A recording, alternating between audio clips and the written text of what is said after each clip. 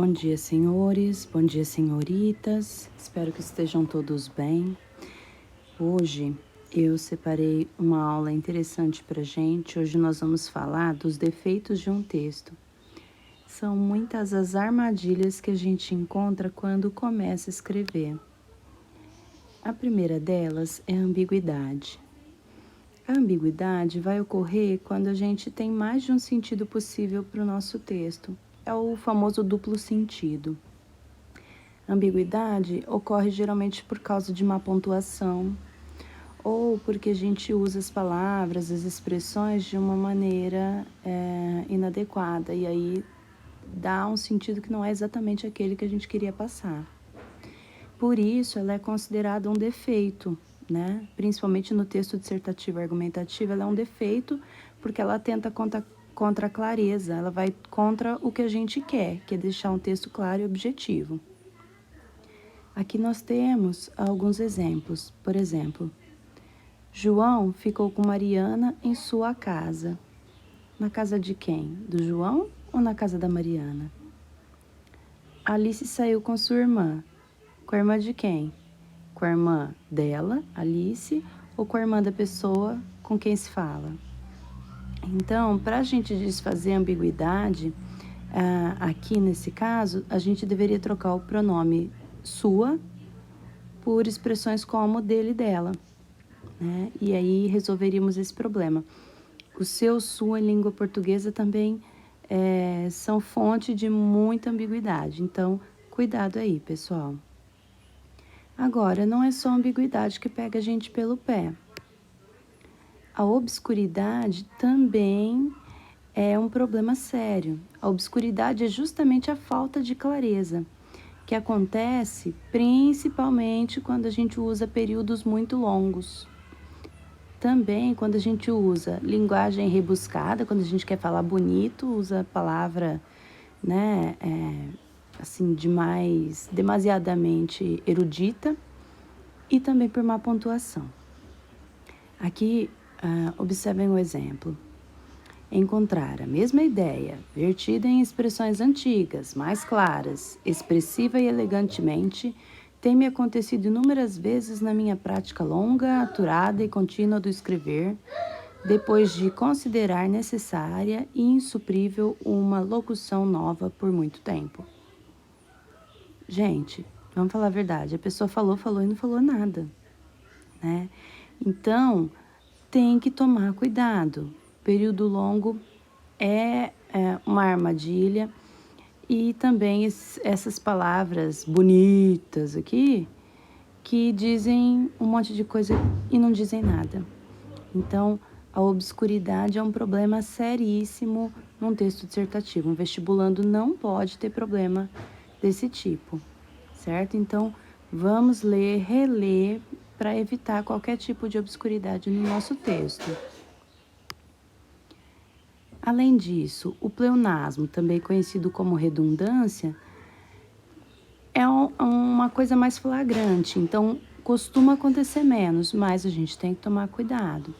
É a repetição desnecessária de um termo. Por exemplo, a brisa matinal da manhã. Se é matinal, só pode ser da manhã. Então não precisa colocar 2 vezes a mesma informação. Teve uma hemorragia de sangue.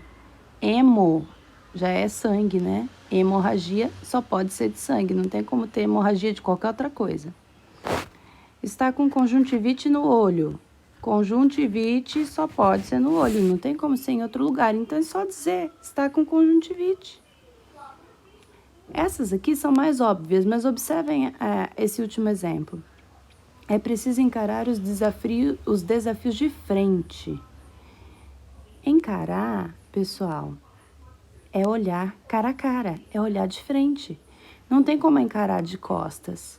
Então, não precisa pôr de frente. É preciso encarar os desafios. E paro por aí.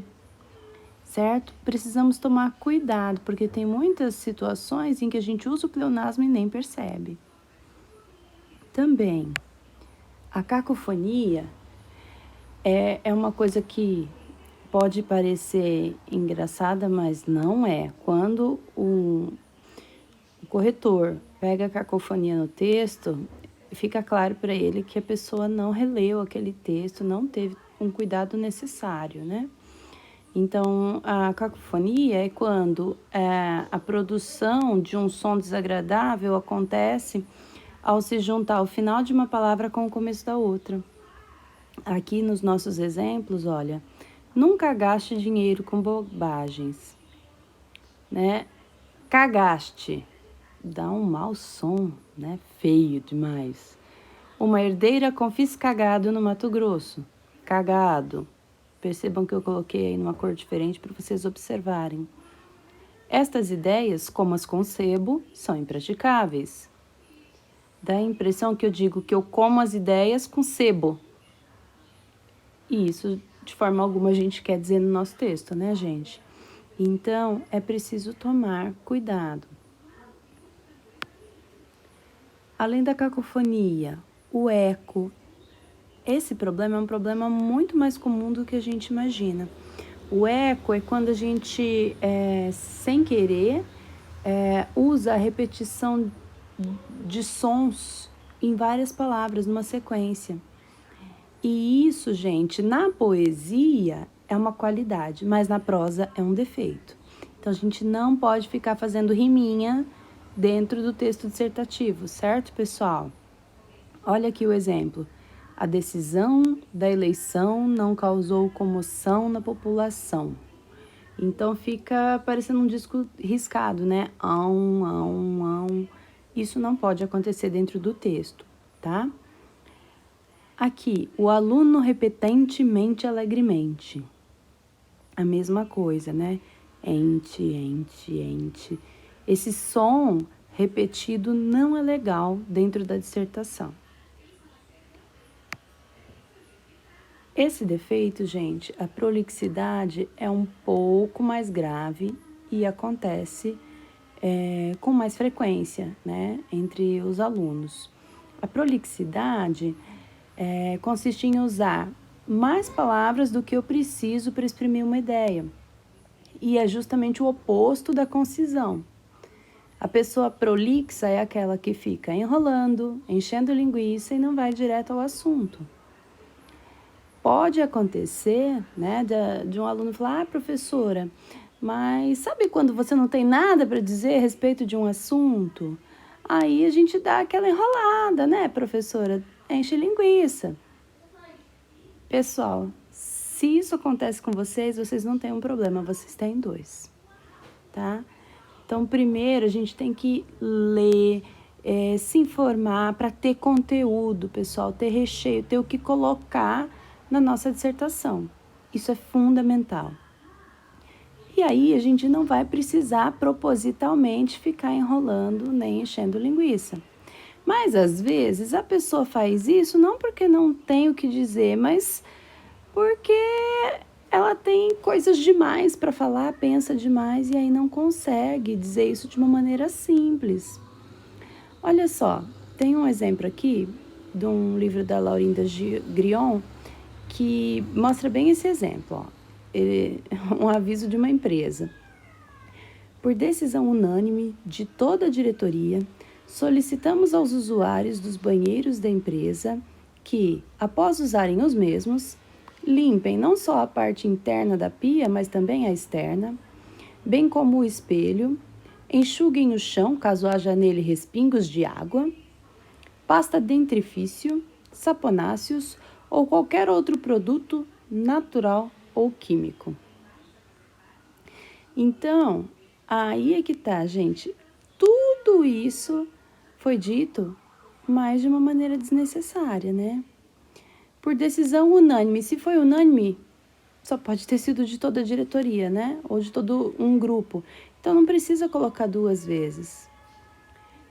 Solicitamos aos usuários dos banheiros da empresa, tudo bem, após usarem os mesmos, mas já tinha falado dos banheiros, então não precisa falar de novo. Limpem não só a parte interna da pia, mas também a externa. Não precisa pedir, só dizer para limpar. Bem como o espelho, e enxuguem o chão, caso haja nele respingos de água, né? Então, respingo seria só suficiente, não precisaria de mais nada disso, né? A não ser que seja respingo de outras coisas, mas é melhor nem ficar pensando, eca, né? Pasta de não consigo nem falar isso, gente. Pasta dentrifício, pelo amor de Deus, gente. Desnecessário, né? Saponáceo, outro palavrão aqui, né? Ou qualquer outro produto que respinguem no banheiro, seja natural, eca ou químico.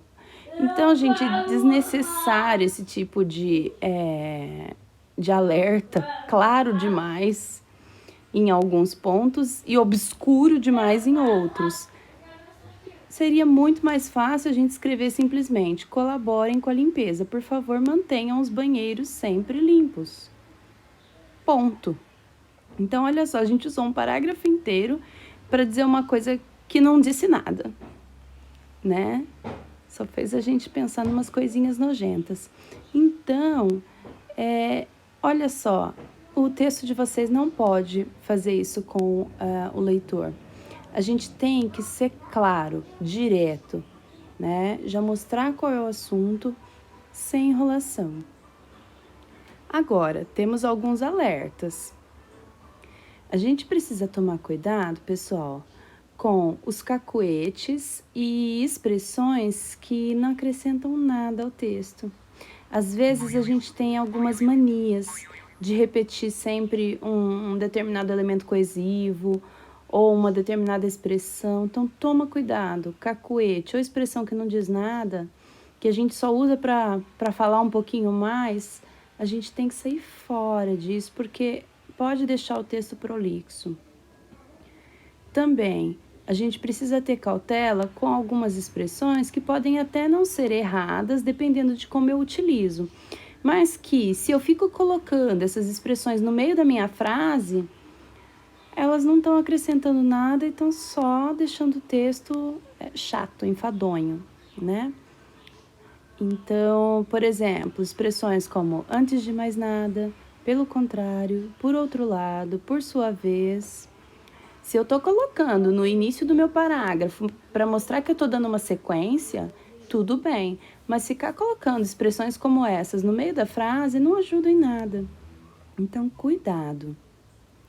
Também, evitem os chavões e as frases feitas, porque elas empobrecem o texto, mostram que a gente não tem vocabulário, tá? Então, a gente não precisa usar expressões batidas, como inflação galopante, vitória esmagadora, esmagadora maioria, caixinha de surpresa, uma mais moderna, pensar fora da caixinha, caloroso abraço, silêncio sepulcral, nos píncaros da glória. São todas expressões batidas, já ultrapassadas, certo? Então, nada de colocar coisa desse tipo no nosso texto, né? O nosso texto pode ser mais interessante do que isso, certo, pessoal? Bom, se tiverem alguma dúvida, vocês podem me chamar na minha classe virtual ou no WhatsApp. Eu espero ter ajudado. Muito obrigada a todos vocês. Até a próxima.